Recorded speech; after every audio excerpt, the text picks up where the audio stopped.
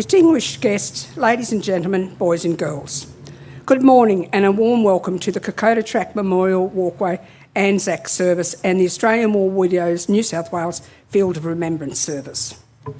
I'd like to begin by acknowledging the traditional owners of the land in which we stand, the Wangal people of the Aurora Nation, and I pay my respects to the elders past and present.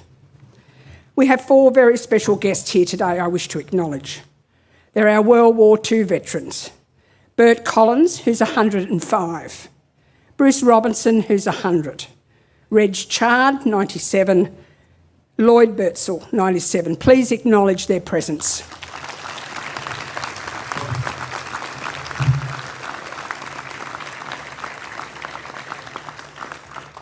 Today's service acknowledges the role of women and families have played in supporting the many men and women who have served this nation in war and service.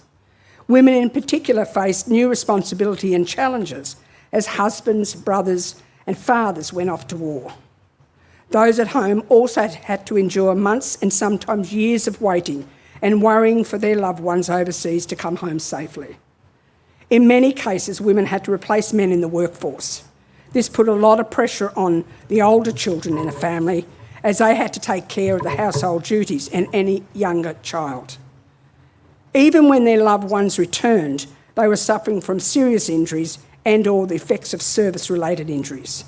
They were hesitant to talk about their experiences, and often it would take them a long time to recover from the trauma of war. Often this meant that many were unable to be employed or have the lifestyle they had before leaving for the war, adding depression and financial difficulties to the family situation. The women were forced to financially support their families as well as looking after the children and at the same time care for their husbands or sons.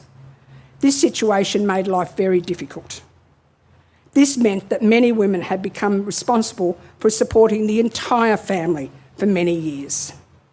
In the case of the death of a partner, despite their own considerable personal loss and grief, these women were compelled also to comfort their own vulnerability and the absence of basic security for self and their family. Today, we acknowledge them along with those that have served or are serving today, lest we forget.